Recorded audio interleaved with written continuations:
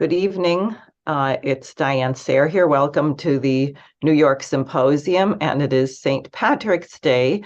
And so I am hopeful that we can get the British Wall Street snakes out of the Congress today.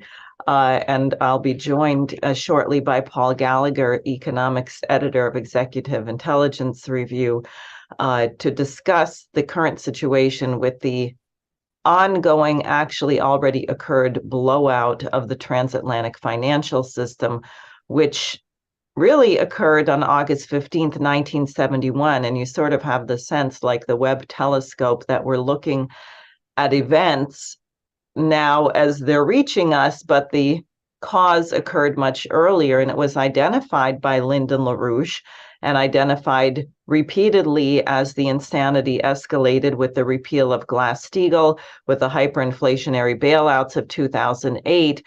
But instead, LaRouche was labeled the lunatic fringe, and the mainstream people kept wisely printing money and continuing the policies that had brought us this mess. Now, I can share for comic relief, because I must say I got quite a kick out of this article, and Paul may have some things to say about it. From the Atlantic Council, they said, it's not 2008. Keep calm as central banks carry on. And they say, it's clear that 2023 bears little similarity to 2008, which I would say is true, but not for the reasons they're saying. The international financial system is much stronger today, thanks to lessons learned over the past decade. And that's why this time policymakers stand a much better chance of containing the fallout. Doesn't that make you feel better? And then they say that between the Bear Stearns collapse in March 2008 and Lehman Brothers going on under in September, people were only wringing their hands. They didn't know what to do. They didn't rush to start printing money right away. But now people have jumped in immediately to bail things out. So everything's going to be fine.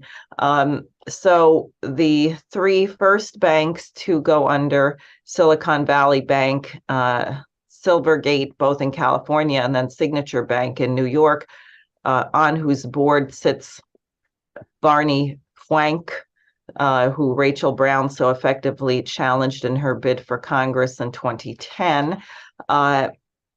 They have been all made whole, so no one had to worry about losing anything there, even though in the case of Silicon Valley Bank, I believe something like 90% of the deposits were not officially insured under the FDIC or that act.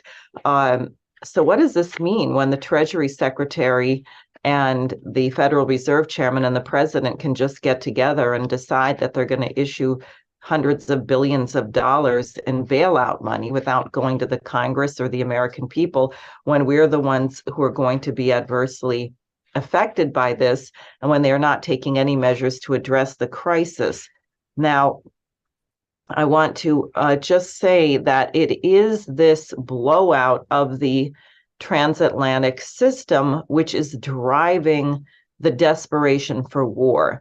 And China, which is not morally or economically bankrupt, has stepped forward in a couple of major ways in the last days. One is this unbelievably, seemingly miraculous breakthrough, which clearly they've been working on for some time, of the restoration of diplomatic relations between Iran and Saudi Arabia, which is huge.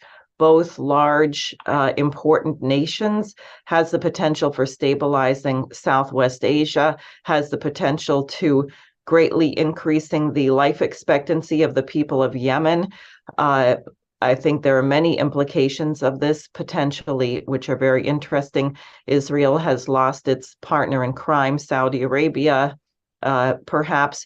So that is very important. And Xi Jinping put forward a 12-point peace proposal for Ukraine and Russia. And coming up very shortly, Xi Jinping will be meeting with President Putin of Russia, and then he will also be meeting with President Zelensky of Ukraine. So that is quite interesting. Now, the drive, therefore, of the British Empire and their like-minded lackeys in the US is to totally destroy China and escalate the war, because God forbid we can't have peace breaking out. So there were several points of escalation in the last days. One was you had a US drone flying very near Crimea, where you have the Russian military base at Sevastopol. It was equipped with a spy pod. I heard an excellent briefing from Scott Ritter, the former UN weapons inspector, on this. And, we shot down a Chinese weather balloon claiming they were spying on this. This is a drone with a spy pod on the wing in a war zone, collecting intelligence so that the Ukrainians would know where to target in Crimea. And according to Ritter, the Russians actually overflew, attempted to intercept, etc., 19 times. Then they poured gas on the drone, and then they shot it down. They got it out of there, because this, first of all, is part of the U.S. being directly involved in the war. This is not, and Ritter said, look, the U.S. and Russia, they spy on each other all the time. That's what powerful nations do. They're all spying on each other. But this is different. You're giving an enemy of Russia detailed information so they can kill Russians and they can destroy Russian military bases. That's different. That makes the drone a legitimate military target. And we have people in our military hyperventilating over this, not even referencing the fact that we shot down a Chinese weather balloon and several other high school experiments, et cetera. And we spent tens of millions of dollars shooting down $12 supermarket helium balloons. Now, so you have that, but you have then the International Criminal Court has now put out an arrest warrant for Putin, supposedly for war crimes. Now that is extremely rich, given the crimes committed by the United States in Afghanistan, in Yemen, in Iraq. No one's putting out an arrest warrant for Joe Biden or George Bush that I know of. Maybe there's one for him.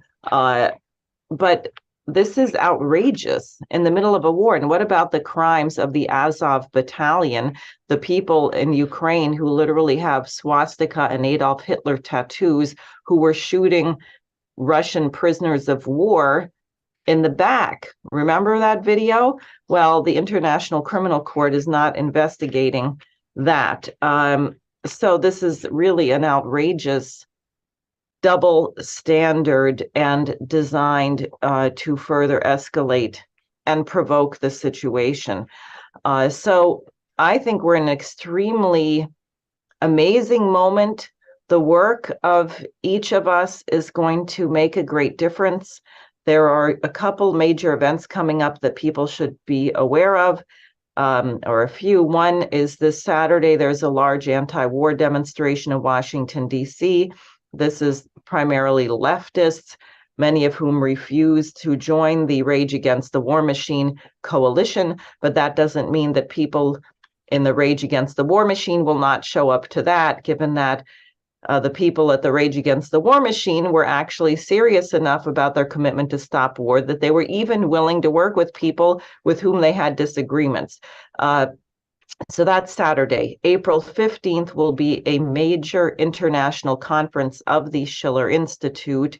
And a week after that, the SARE for Senate campaign will be holding a large town hall meeting in Manhattan, where I expect to be joined by Scott Ritter.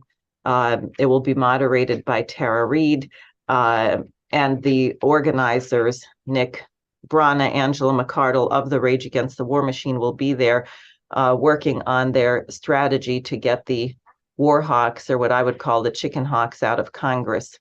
So with that, I think I would like to introduce Paul Gallagher. And Paul, maybe you can tell us about how similar it is to 2008 and why we are so much better prepared now than we were at that time for this blowout. And very good to have you here, and happy St. Patrick's Day.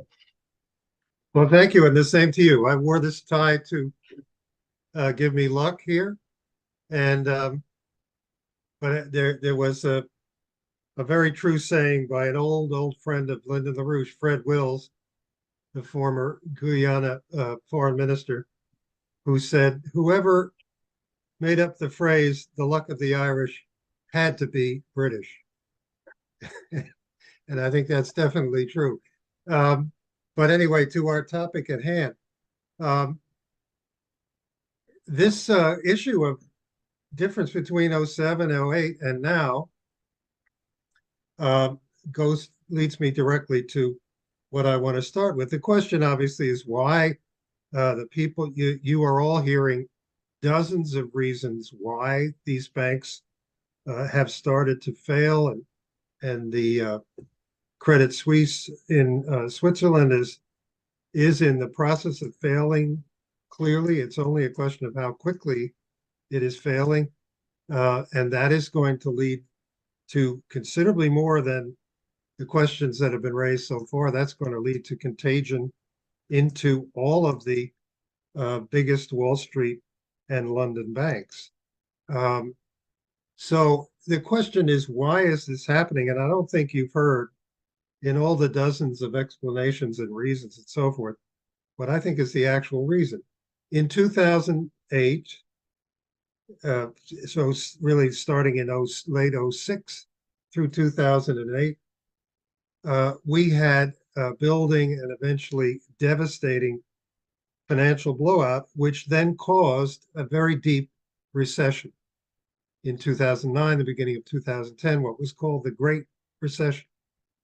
It's been my view, and I've published it since 2014, 2015, that the next event that we were heading for would be the opposite. That is a financial blowout caused by a deepening recession rather than the other way around.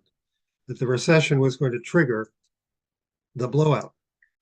Okay, so what's our situation now? Well, let's take the US economy. Industrial production for 2022 was lower than in 2021, and up through February of this year, last month, uh, industrial production was still down from a year ago. In fact, it was at about the levels of mid 2018, 3.5 years ago.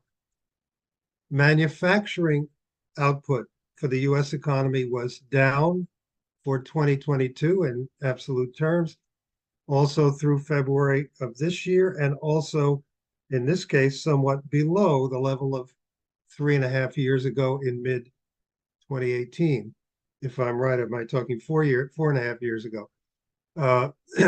That's a long and gradual decline. The in the indexes that the Federal Reserve puts out, so-called Philadelphia Manufacturing Index, the Empire State Manufacturing Index for the New York area, these keep coming out deeply in contraction, and values like minus 25, minus 30, when zero is the dividing line between an expanding regional economy and a contracting one. Uh, Even retail sales now are falling. They're not adjusted by inflation. They're just given out as they are. They are falling. Uh, if you look at Europe, the situation is worse because in addition to the stagnation, economic stagnation of the last few years, you have now the effects of the sanctions that were supposed to destroy the Russian economy instead have been taking big deindustrializing gouges out of the industrial economy of Western Europe and of the UK, such as is left in the UK. So you have a worse situation there. The fossil fuel industries worldwide are in contraction. Certainly not the profits of the biggest companies in that sector. They're quite high, but the investment in recovery of oil, in discovery of oil and gas, in production of oil and gas and coal, All of these are declining worldwide. In fact, that investment began to drop after 2015 and is now less than half of what it was, considerably less than half of what it was nearly 8 years ago. Uh, Around, you can see all the big oil producers around the world that are always being discussed in OPEC and so forth. They all have quotas. None of them can even make their quotas. They can't produce their quotas. So they keep gradually lower, the organization keeps gradually lowering the quotas of the member nations, and they still can't produce those quotas. The only exceptions are Saudi Arabia and Russia. Uh, and You can go on in other basic industries. Now, why do I bring this all up? We're asking why these banks are failing. Well, Silicon Valley Bank happens to be the biggest bank, especially serving the IT sector, the tech sector in the United States. It's quite big. It was 220 billion almost in assets. What's happening to that sector? Well, there have been, by some counts, they vary obviously because this is real time, but by some counts, 120,000 layoffs in the tech sector in the United States and Europe, really, announced or carried out since just the beginning of November. So that's just 4.5 months ago. 120,000 layoffs. Facebook has just announced 10,000 more layoffs. And when they complete those, they will have laid off 1/4 of their entire global workforce. This is one of the larger companies in the world, as people know. Um, so is it really that surprising that a bank which is catering almost entirely to the tech sector would have been losing deposits? Not at all. It had 200 and roughly 220 billion in deposits at the end of the third quarter of last year. It was down to about 170 billion in deposits by the time it suddenly lost another $40 billion in a day and a half and was taken over. So all these little startups that you keep hearing about, whose revenue is declining in this tech recession, whose investments from and loans from venture capital have been drying up and disappearing in this recession. Is it any wonder that they were burning through their cash that they had deposited at Silicon Valley Bank, and that the bank was bleeding deposits for 4 months before it suddenly went into a death spiral?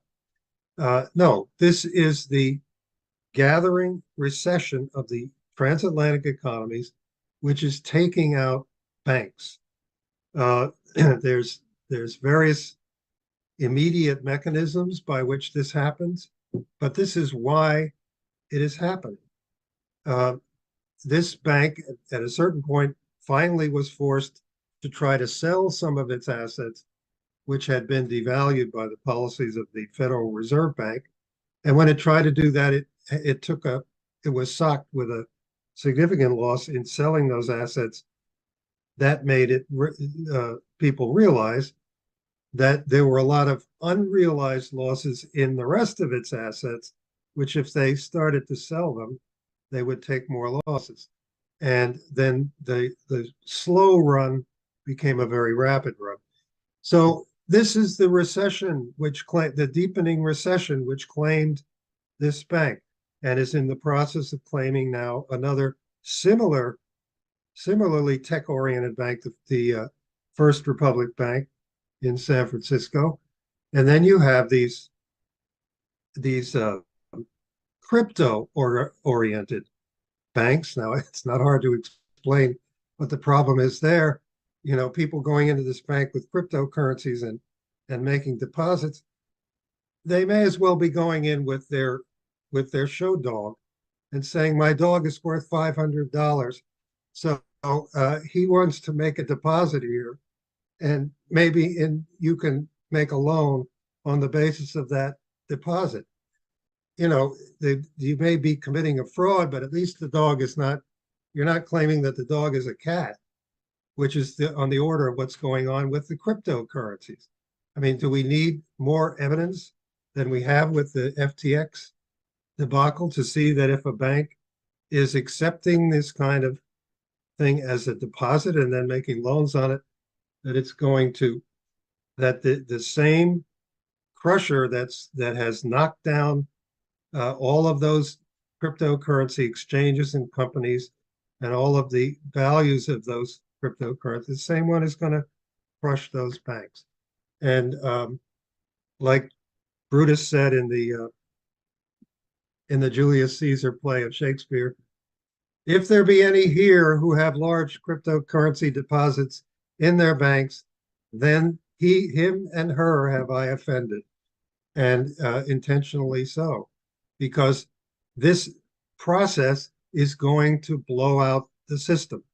And I want to look at productivity, because this is what is never discussed in connection with what has happened since the last crash, 2008, to lead into this worse crash, 2009. Productivity. I want to screen share for a minute here and just bring up this thing. This is from a friendly source, the Economist. But you see, and it only goes up through about 2011 or so. This is the advanced economies as a whole, labor productivity declining. Now that just simply means the simple-minded thing of the total claimed value of GDP, with everything that's thrown into the garbage of GDP, that total claimed value divided by the total number of labor hours worked gives you simple labor productivity. Declining, declining, declining. And more significantly here, total factor productivity. This is a different animal. This is a measure of productivity which attempts to measure the impact on economic growth or lack of it of technological advance, of the development of frontier technologies and their introduction into the economy, combined with advances in education in order to equip workers to use those technologies. Total factor productivity went negative, as you can see here. This graph merely, and you can see the wording here in the Economist, the growth in total factor productivity in the advanced economies has fallen to zero in recent years, but they're talking only about up to 2012. Since then, it has gone seriously negative.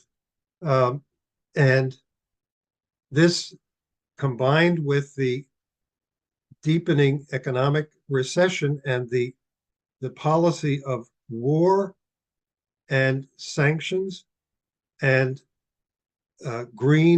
forced investment in green renewables, so-called, in order to build a new bubble, a new capital bubble, to compensate for the drawing down and the writing off of the bubble in fossil fuel values and so forth. All of that has rotted out the productivity of the advanced sector economies and has also pushed them into recession, made worse now by the conversion to a war economy, which is going on in particular with the European economies, where you have across the board, you see mass strike in France, where they just raised the retirement age and cut the pensions, but at the same time, this year the French military budget went up by 40% from one year to the next. In Germany, the military budget was doubled over 2 years, $100 billion special fund put on top of an annual budget, defense budget, military budget for Germany of 50 billion euros. They put on top of that a fund, special fund of $100 billion all at once.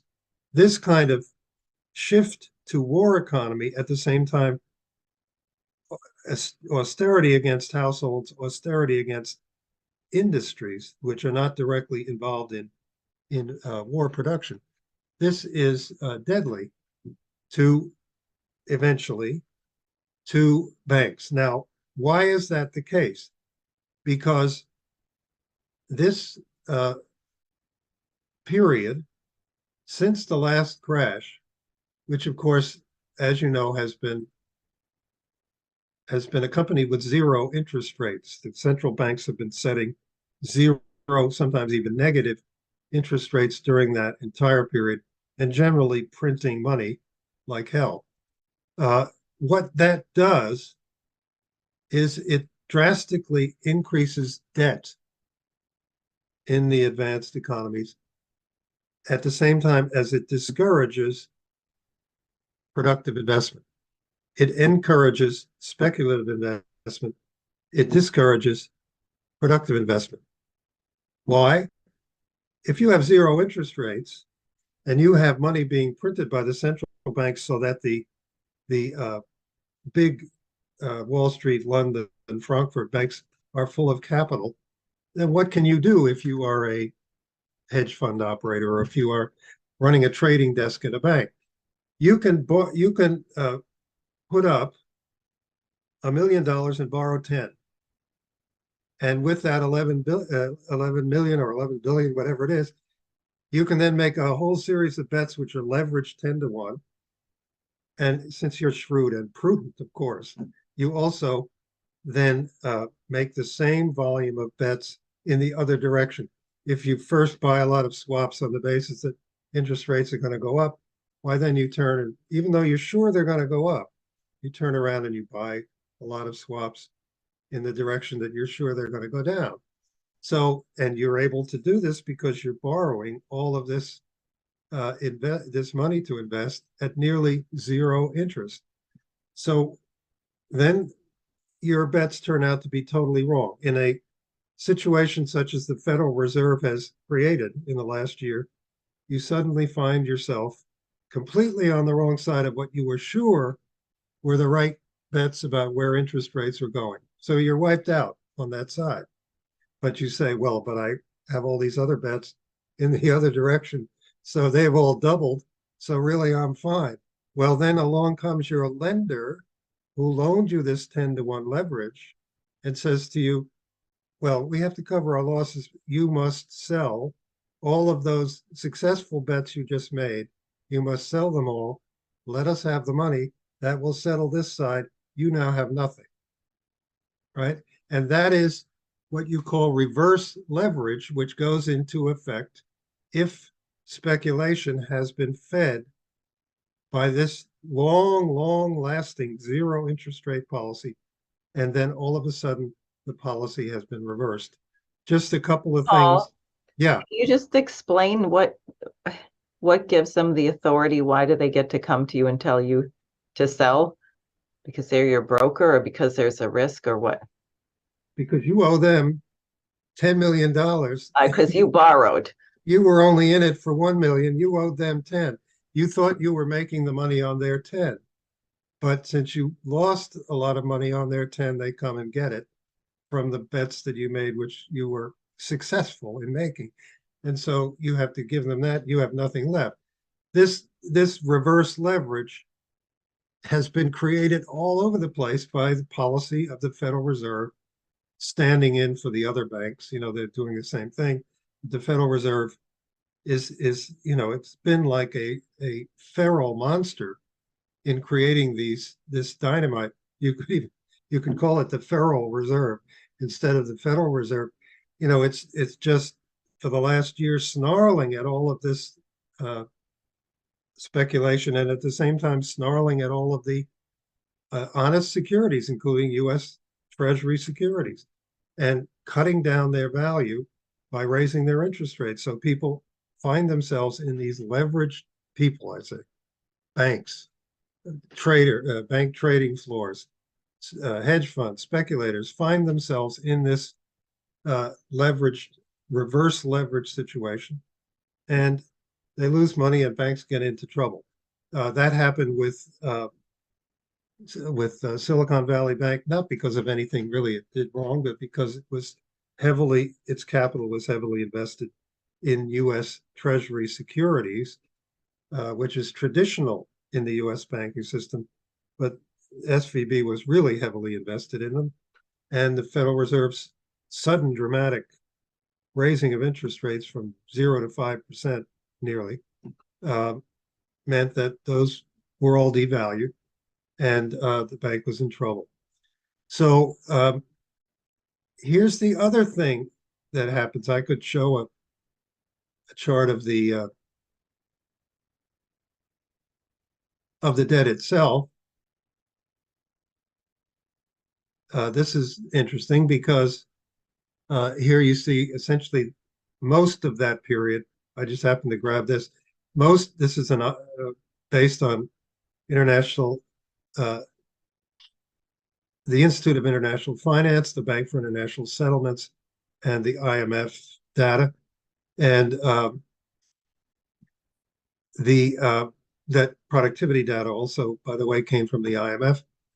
The most of the period since the 2008 crash, the zero interest rate policy put in effect, and the printing of money, quantitative easing. And here's the total debt. This is global. This is going, as you see, from about 220 trillion to 300 trillion, meaning in the period since the crash, it increased roughly from 200 to 300 trillion worldwide. It rose by 50%. It also rose to nearly 380% of GDP. So when you hear these people talking about China, oh my God, China, their total debt is reaching 300% of GDP. They're finished. How about the rest of the world, whose total debt, that is business debt, industry debt, household debt, government debt at all levels combined? That's what this is. How about the rest of the world, whose total debt is heading for 400% of GDP? Is there not some problem there? So then, to really see how this works in the real economy, we'll take the U.S. economy and the impact of the banking system. I've showed this before, maybe on your symposium, Diane, I'm not sure.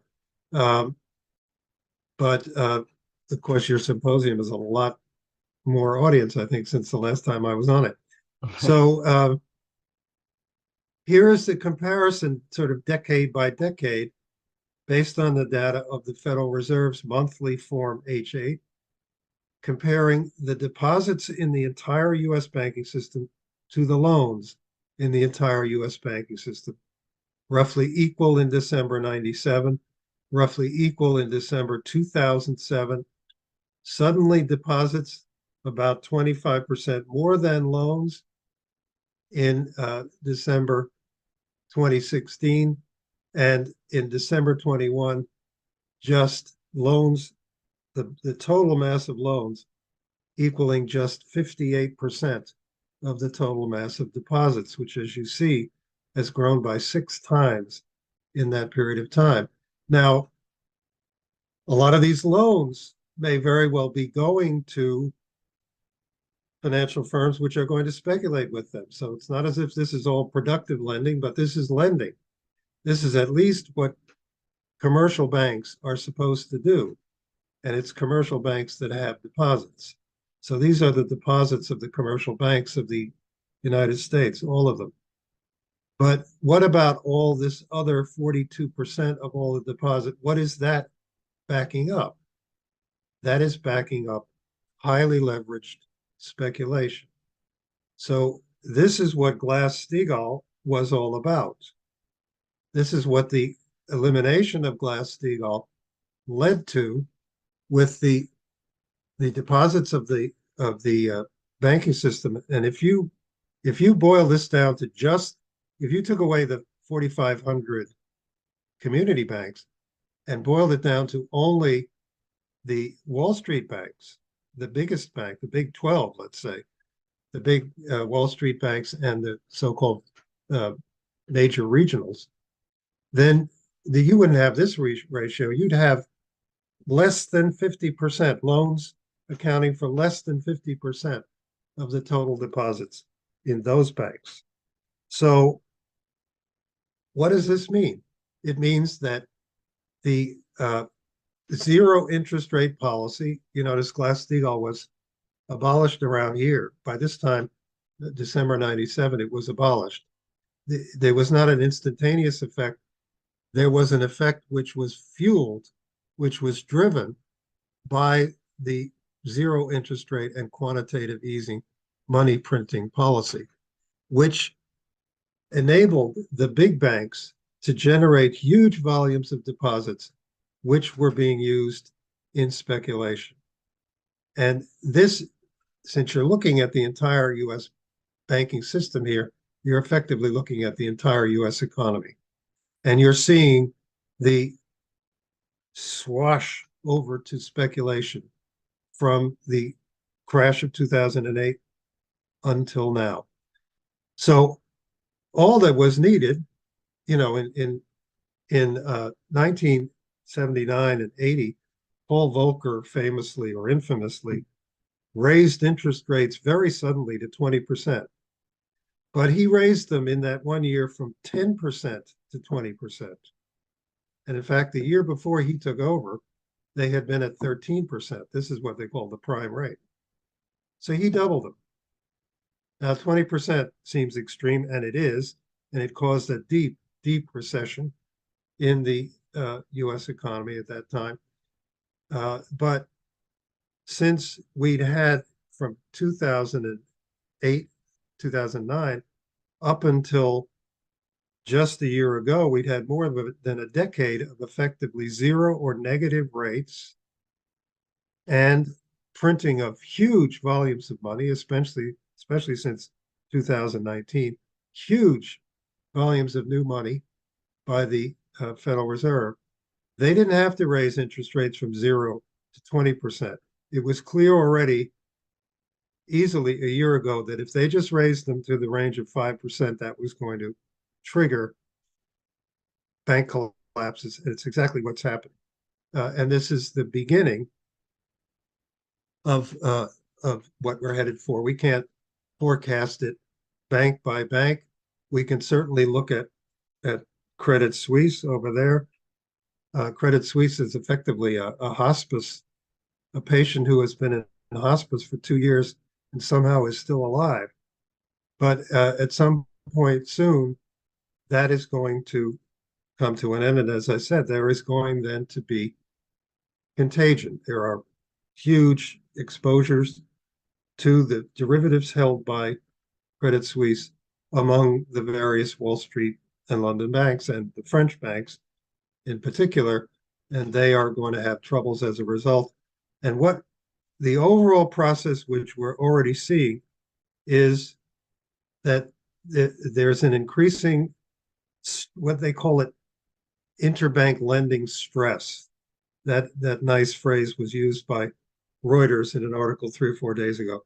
Increasing unwillingness of major banks to lend to each other.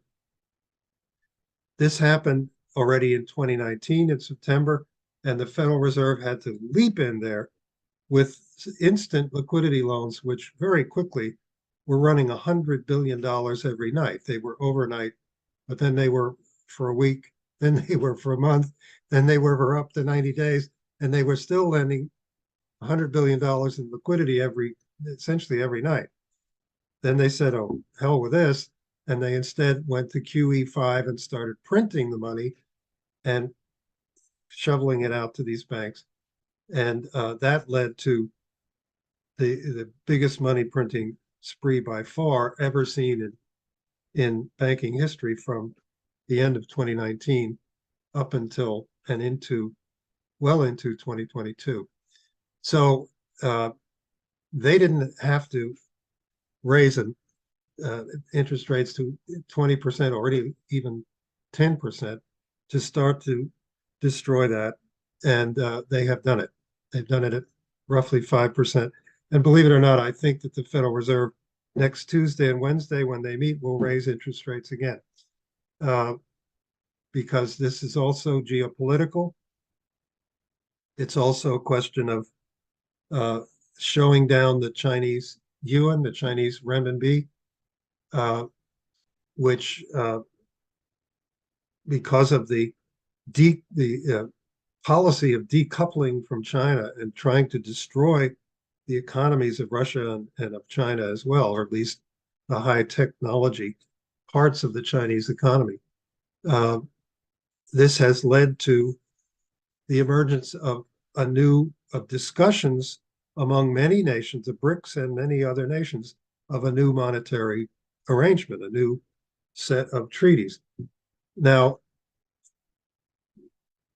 that's the fundamental question of why. Now, that leaves you with the basic question, what's to be done? And I think you can see from this that we're not going to do anything with the Federal Reserve in this country that's going to work. We're not going to do anything, even at this point, with restoring Glass-Steagall, as necessary as it is, that is going to actually have an effect in reversing this deepening recession. And for that reason, it's not going to prevent more of these bank failures and those in turn deepening the recession still more.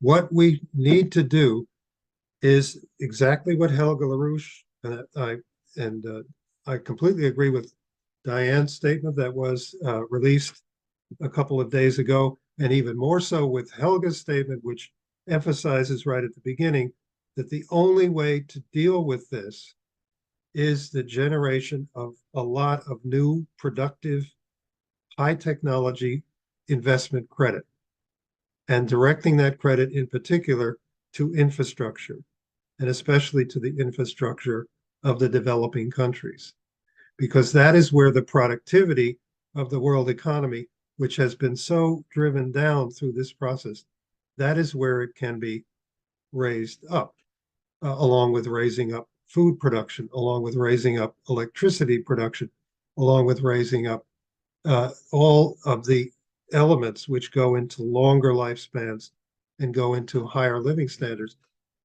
We need a lot of credit invested in those kinds of investments, higher energy dense, higher technology, infrastructure investments above all. Tennessee Valley authorities, in effect, in 100 or 200 river valleys around the world at the same time. That kind of a productivity and production revolution. That's what we need in order to combat this financial crisis, this oncoming financial blowout, which is going to deepen the recession that we're going into. So in order to do that, where do we go? We have to go to major international partners which are capable of generating that kind of credit and backing it up with advanced machine tool and high technology production. In other words, we have to go to China. We have to go to Russia. We have to go to India. We have to go to, even now, to Germany.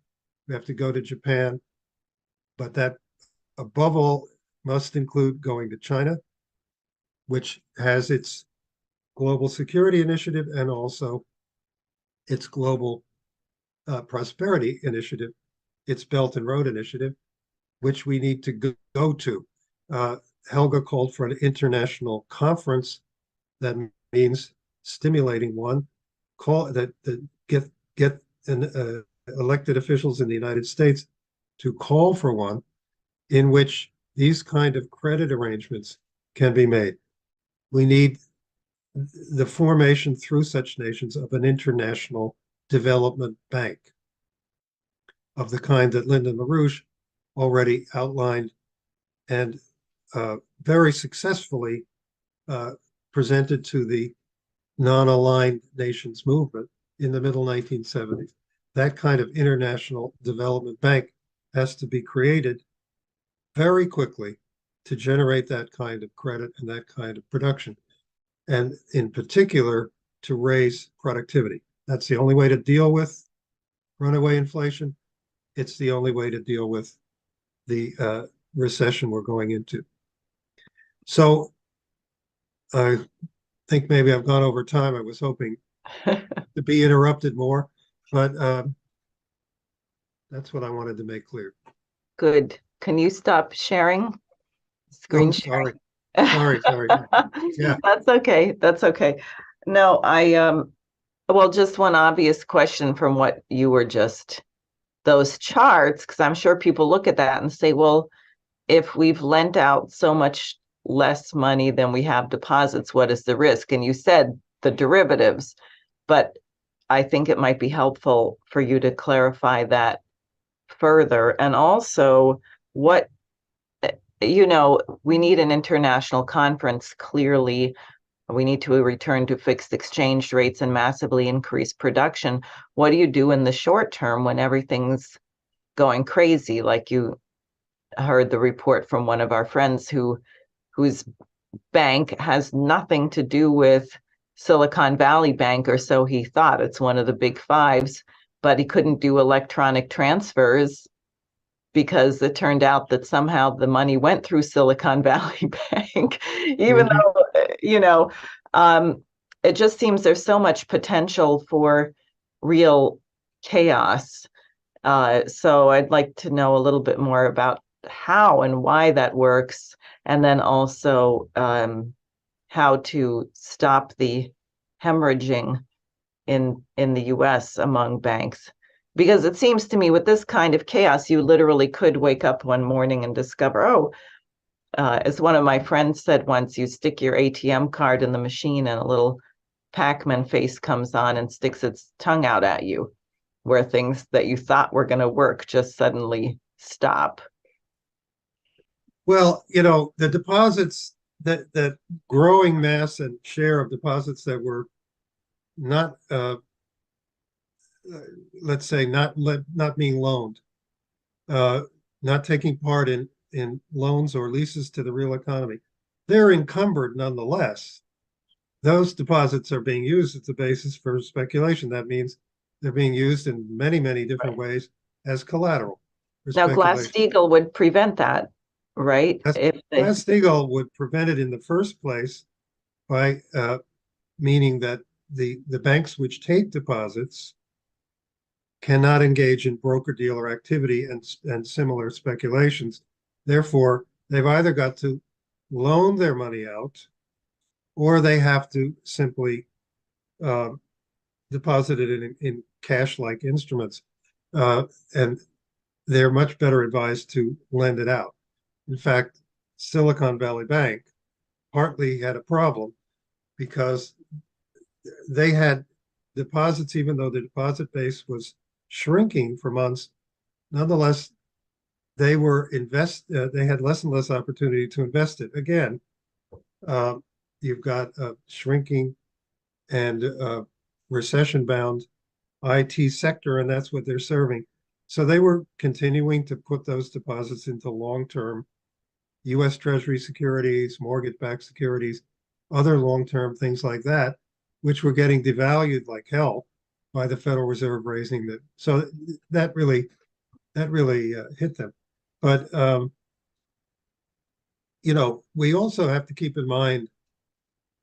I know many people will say the alternative to what the FDIC and the Treasury and the Federal Reserve came in and did was that all this money would just be lost by these depositors.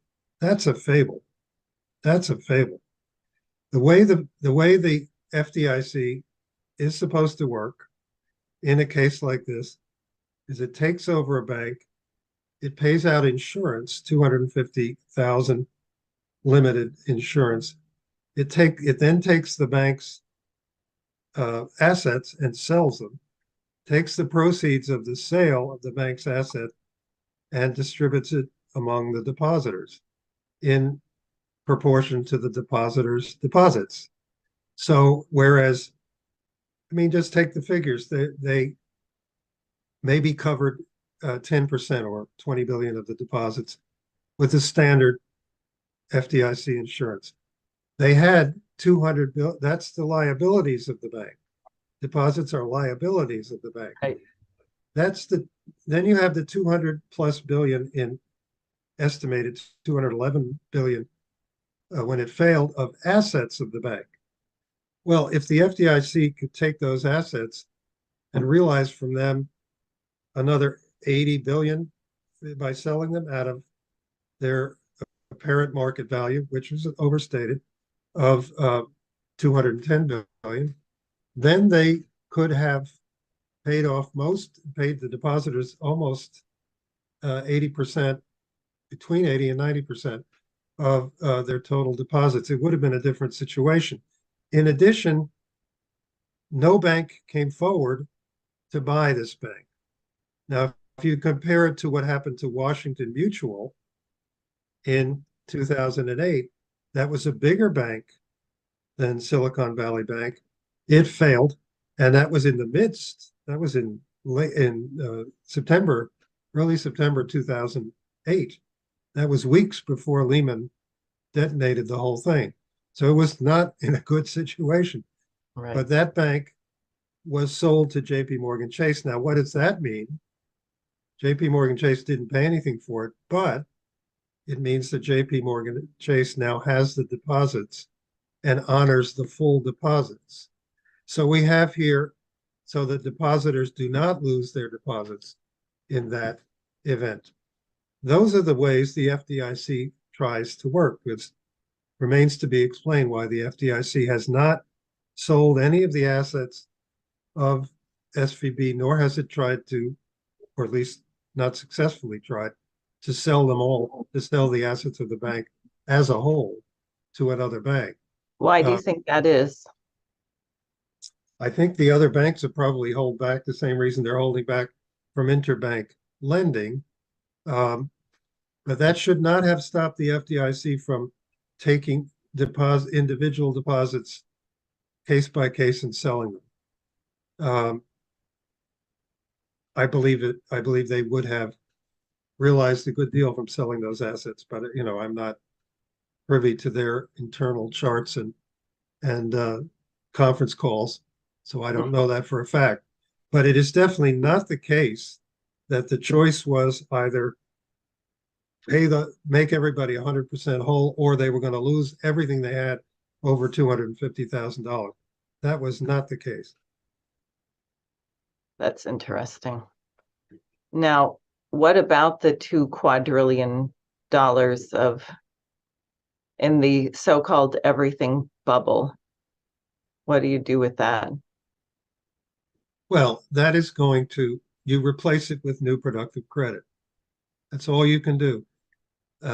We should remember what Lyndon LaRue said over and over and over when he talked about Glass-Steagall and its relationship to creating a national bank. Namely, he insisted they had to be done essentially simultaneously, because when you reorganize the banking system under a Glass-Steagall reorganization,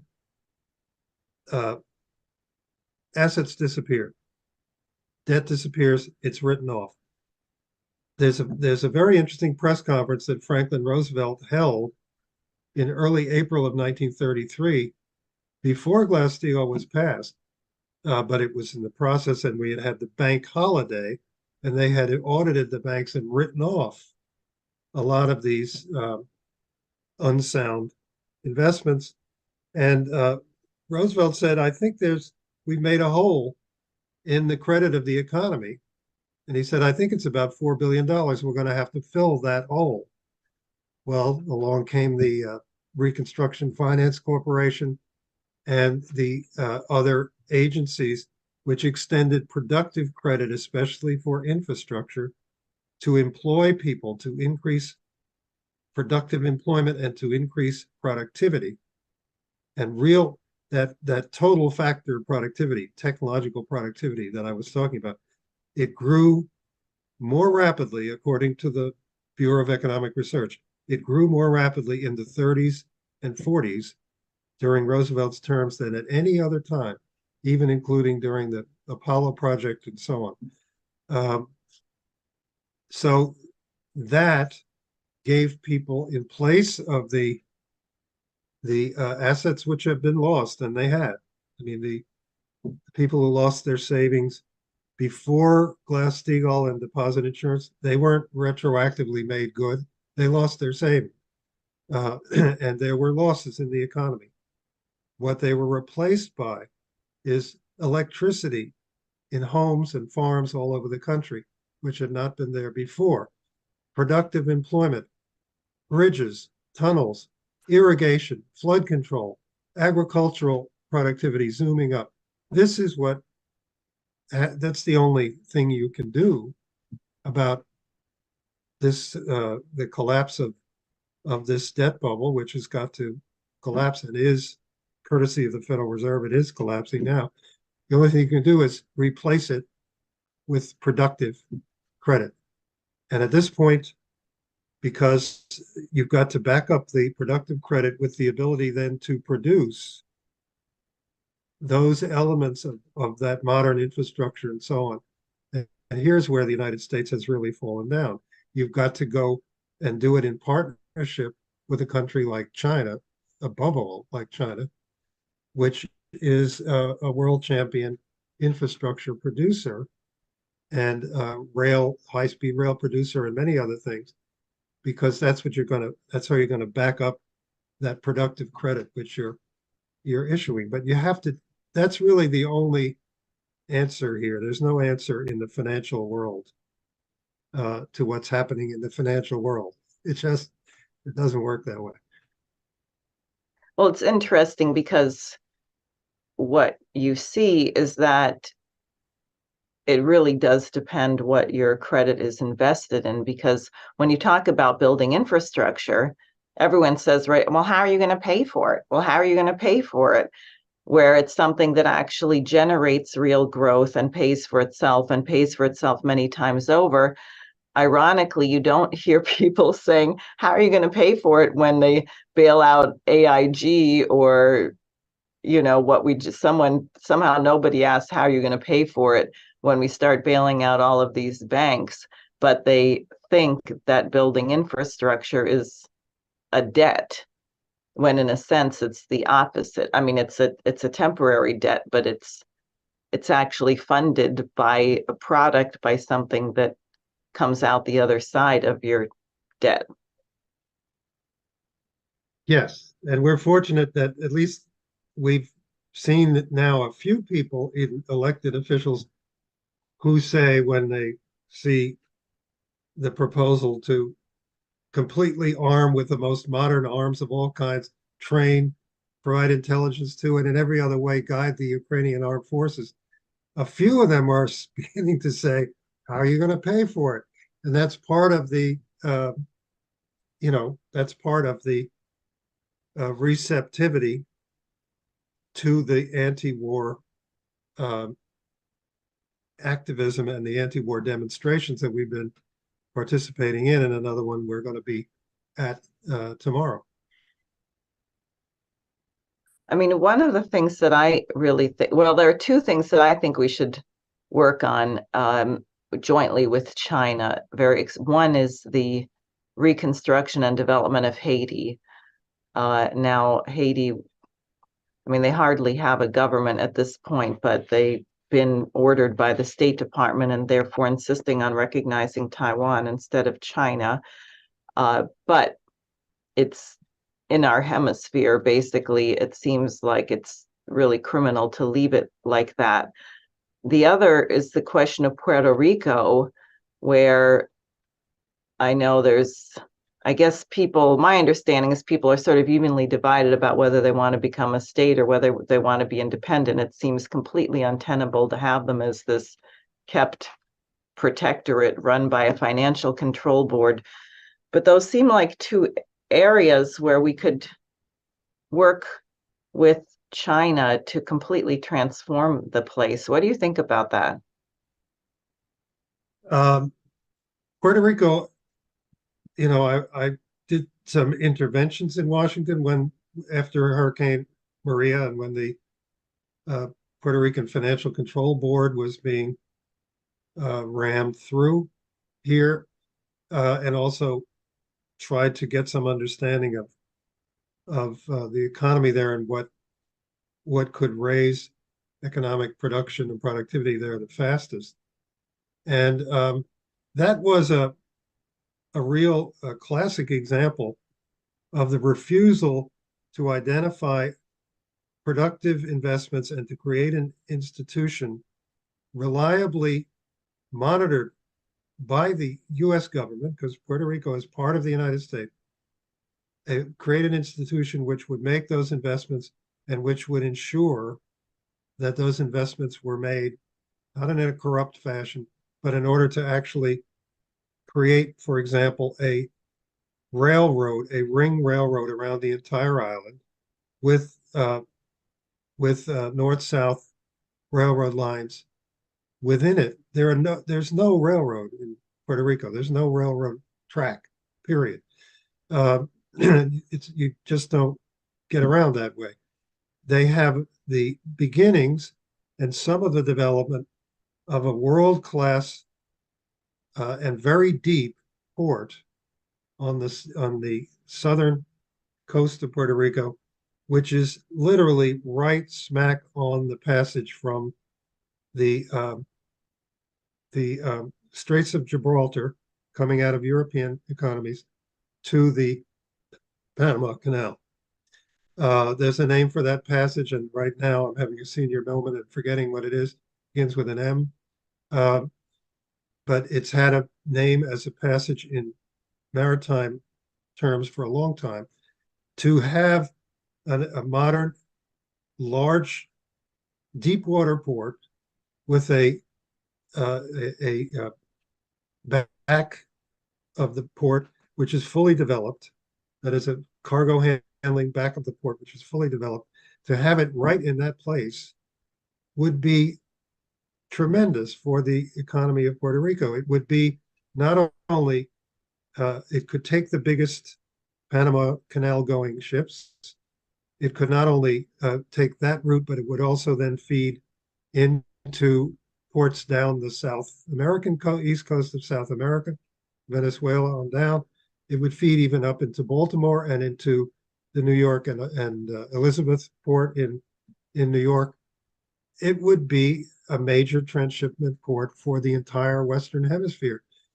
There were already attempts that had gone on in the past to build up that area, that port, sort of ancient port there, into a more modern facility.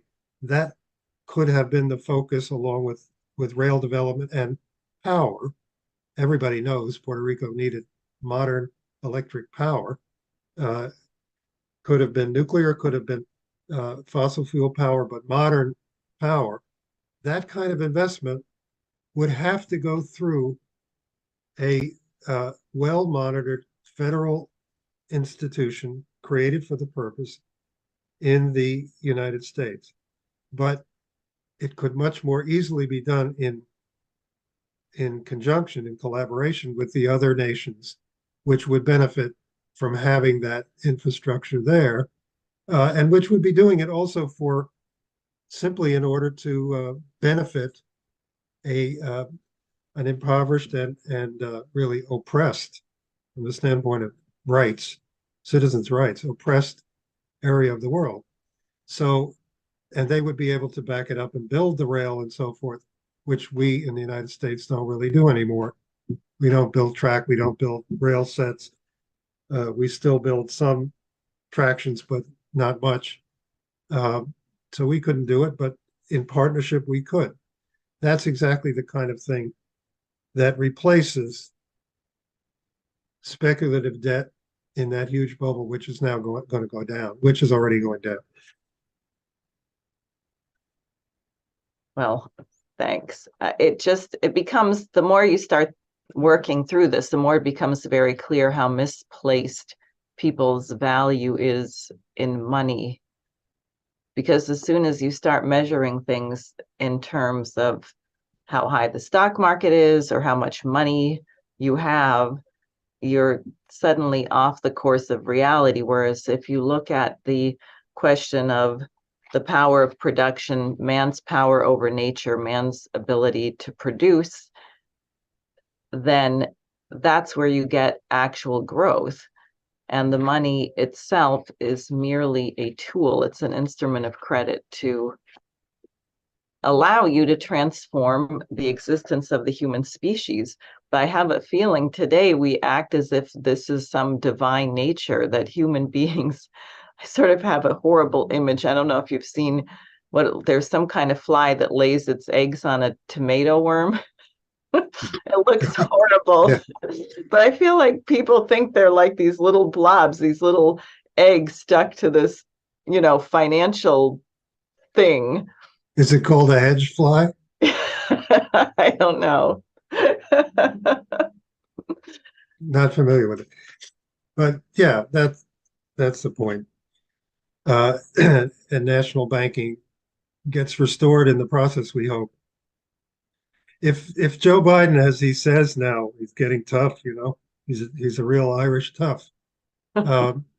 And he says people are going to pay for the mismanagement of these banks. There's only one corollary that follows from that. We need to see Janet Yellen and Jerome Powell paying very large fines, perhaps even being criminally investigated, along with some of their closest interlocutors in the Wall Street banks, like Mr. Diamond and Larry Fink and so forth, because it's their overall direction of investment policy and interest rate policy now over more than 10 years, which has put us in this spot. It's not anything that any of these individual failing banks that we are hearing about have done. It's not something their managements as such did. It's just that they can't, the policies that keep getting set, they then get thrown away. They claim that they were making the Barney Frank thing is hilarious because the Dodd-Frank Act, as he bragged so many times back 15 years ago or whatever it was, the Dodd-Frank Act made bank bailouts impossible. They would just never happen again. So now he's the director of a bank that's getting bailed out. So, whatever else you might say about Barney Frank. And, all of these they made systemic exceptions for the Silicon Valley Bank and for the Signature Bank, declaring them to be systemically relevant exemptions so that the FDIC could pay off all the depositors all of their deposits. Well, that's those same laws passed in 2008, 2009 define what a systemic bank exception is. It's 250 billion in assets or more. Those banks are all below that level of assets. The only one anywhere near it was Silicon Valley, and they had 210 billion. So they were not authorized to declare systemic exceptions by anything except their own sense of panic at what was suddenly happening to their supposed system of deregulated control of the banking system. And so they said, well, we'll change the definitions. We'll do what we think we have to do until next week, and it'll be different. We'll do something else. But anyway, that would, if Biden wants to get tough, he appointed them. It's his Treasury Secretary now. It's his Fed chairman now. Well, I think a lot of people would like to see that. This question of justice is really important. If no one's ever held accountable, then you're not going to have faith in the system for all these people who say, oh, the real issue of the economy is confidence. It's all psychological. Who cares if you're starving to death and homeless as long as you feel confident about the markets?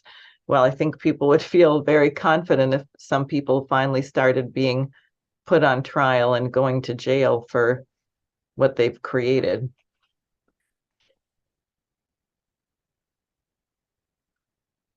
any final thoughts in this discussion? No, I think I've already said them. Well, thank you very I much. mean, what actually, as a final thought, it would be worthwhile stressing again that both you and for national distribution and Helga internationally back on Monday have put out statements defining the crisis and calling for the convening of an emergency international crisis conference must be international in order to work on immediate term agreements for the kind of productive credits that we've been discussing.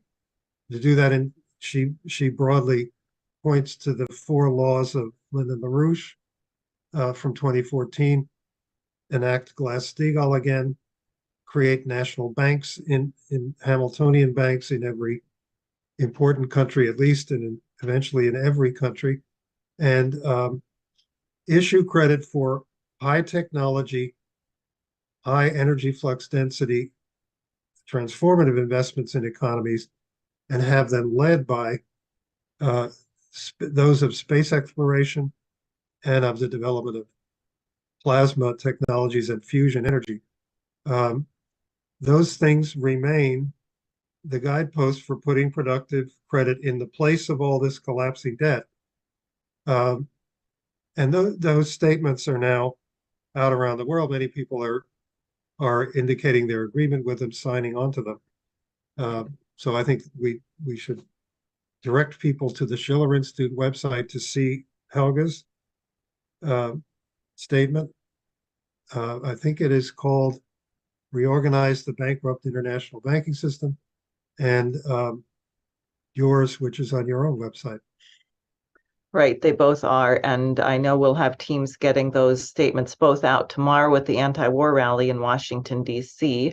Also, Sunday at 2:00, Helga LaRouche will be doing a Twitter space with Dennis Small, another of our colleagues on this blowout. So look on Twitter. I've retweeted it if people are following me on Twitter or the Schiller Institute Twitter account. You can find information on that there.